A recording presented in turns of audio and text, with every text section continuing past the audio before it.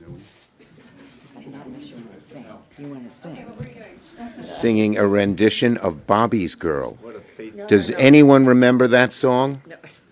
No one. Well, we're not going to sing it for you. His next life. Schumer on tour. And what was the other? Oh, I Can't Stay Mad at You. Mad at you. Know that one? No. These are oldies. Oldies but goodies. Those oldies but goodies remind me of you. It's another song. Getting started. No.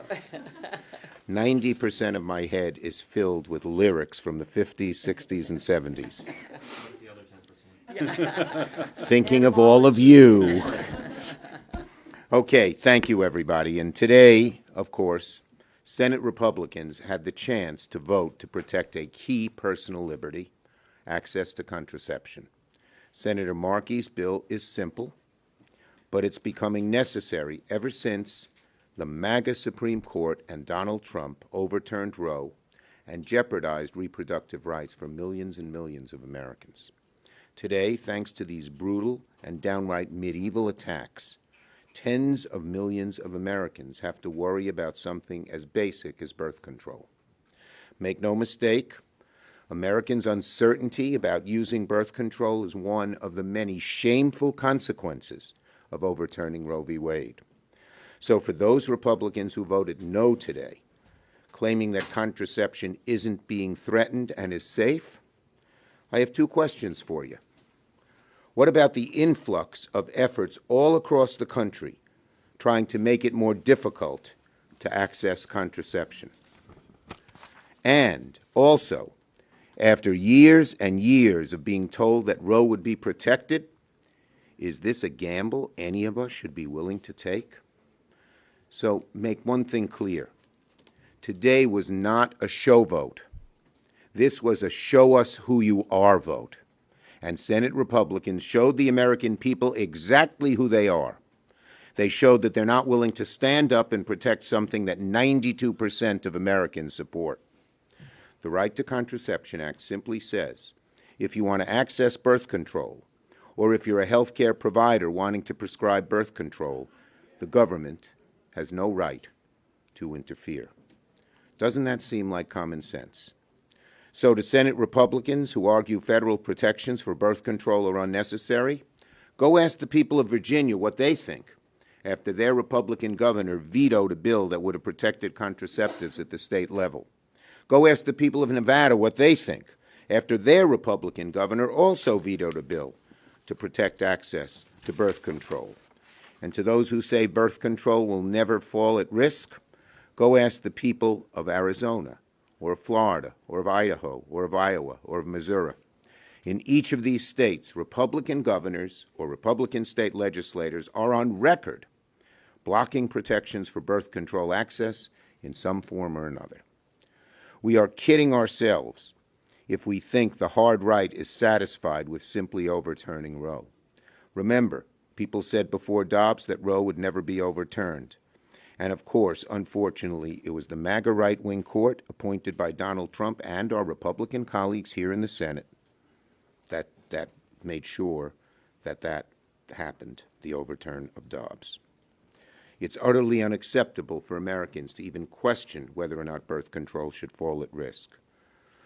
So I want to assure the American people, we Democrats will not stop. We will keep fighting.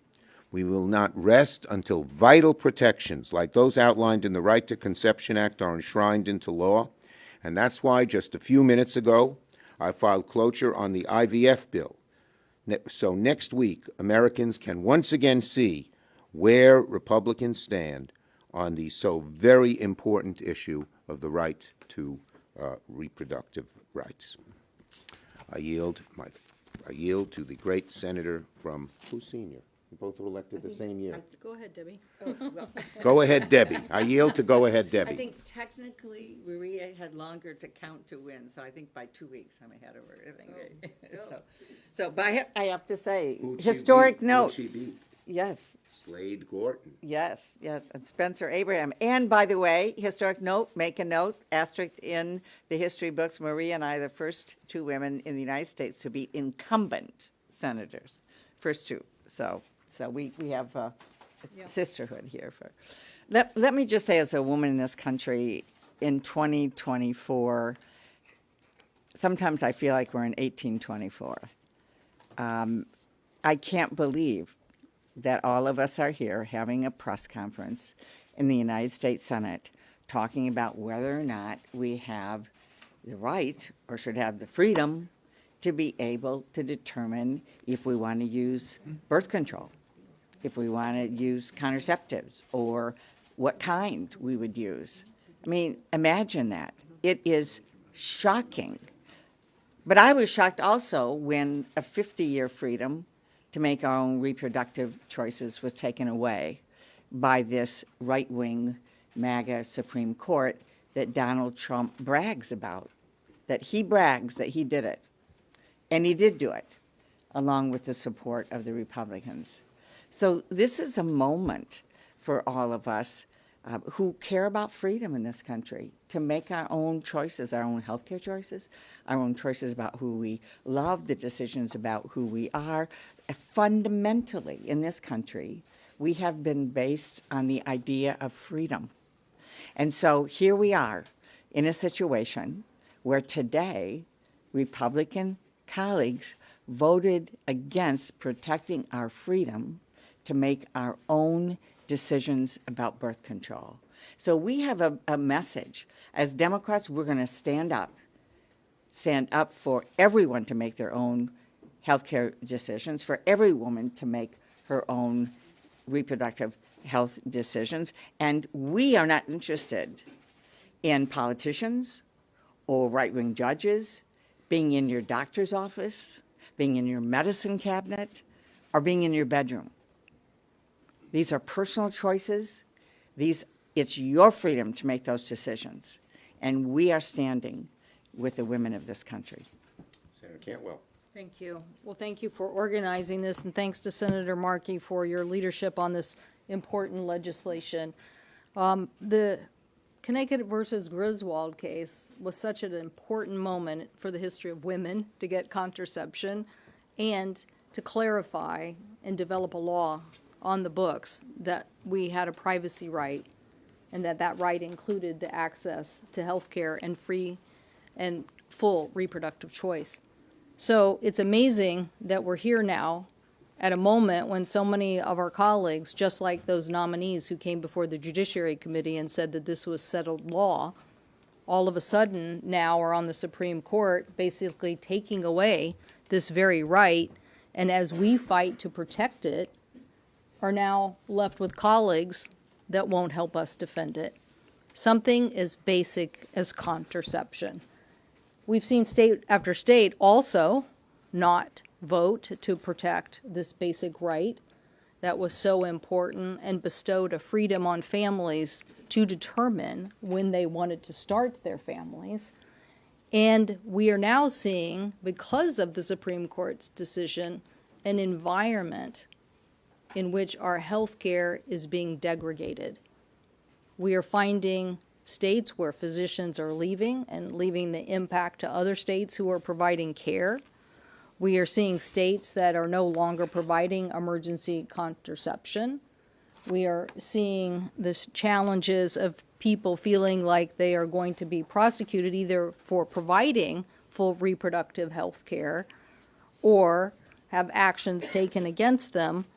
And we're seeing employers who don't even want to move to states if they're planning on expansions because they don't know what kind of rights that individuals who they're trying to attract to work in their work environment.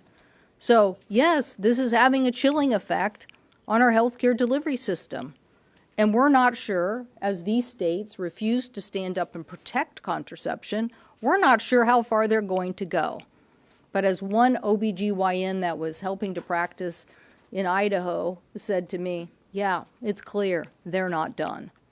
And so all we were doing today was trying to clarify this basic right that people said they believed that we had ever since Connecticut versus Griswold. The right to privacy and for women to do what they want to do. Something as basic as contraception. Now all of a sudden we can't have a loud voice. I suggest it's because they aren't done. And if they have more opportunity to curb this healthcare delivery system, they will. And so that is why it's time to stand up and codify the most basic aspect. The Texas governor basically said if they don't want to see abortions, then they should basically, sorry, I wanted to look that up. I might not be able to find it as quickly, but basically that people should get access to contraception, and then they limited emergency contraception.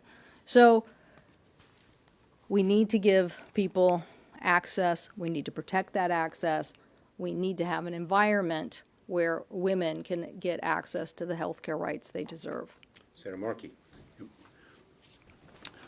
Thank you, and thank you again, Senator Schumer, for calling this vote. It's an historic vote.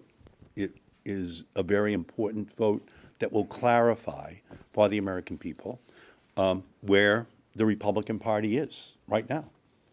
Donald Trump promised that he would name Supreme Court justices who would overturn Roe versus Wade. He was good for his word. They did it. And in his concurring opinion in the Dobbs decision, Clarence Thomas said, we've got to put same-sex marriage and contraception on the table as well, because they're a violation of substantive due process. So today, we decided to ensure that the American people would know where this now Trump-created, MAGA-controlled Republican Party stands on the fundamental right of access to contraception. And the Republicans were asked a simple question, yes or no.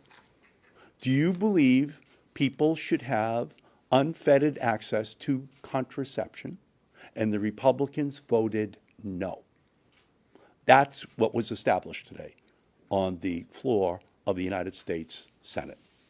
And what we've learned is that the Republicans are offended by people making decisions about their birth control without the government's involvement, and they're offended by reproductive freedom. That's the lesson that the American people have learned today. And so we're going to continue through the leadership of Senator Schumer on this whole discussion, from abortion to contraception to IVF, all the way down the line, so that it's very clear, especially to women in our country, where the Republican Party stands on their freedom, on their rights, on their ability to be able to make decisions about their bodies and their lives by themselves in consultation with their physicians and their family.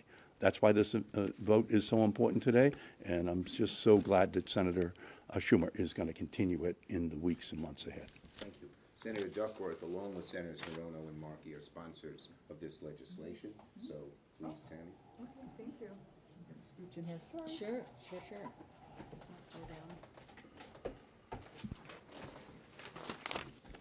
Okay, well, good evening, everyone. In the nearly 2 years since the Supreme Court threw out Roe v. Wade, we've seen extreme MAGA Republicans work to roll back health care and tear reproductive freedom away from Americans across the country. And as a result of these barbaric efforts, birth control, including Plan B, IUDs, condoms, and other forms of contraceptions, are under threat. Today, Senate Democrats took action and brought our Right to Contraception Act to the floor for a vote, a very simple vote. Do you support the right to contraception? It's legislation that I'm incredibly proud to co-lead with Senators Markey and Hirono. What our legislation sought to do is in the name. It would codify every American's right to access birth control, no matter their zip code. And our legislation would also establish a right for doctors to provide contraception and discuss options with their patients without fear of being prosecuted or thrown in jail. And this should have been easy. But unfortunately, cruelly, Senate Republicans blocked it. And by doing so, they've made it clear once again that they are committed to continuing their anti-choice, anti-science crusade that is putting access to basic health care across our country at risk. They voted against birth control, against Plan B and IUDs. They voted against freedom for Americans to decide if, when, and how they want to become a parent. It's despicable, but it's not over. Many Republicans will say that we are being overzealous and that there's no real threat to birth control. Well, they also said that we were overreacting when we warned the country that they were coming for Roe v. Wade.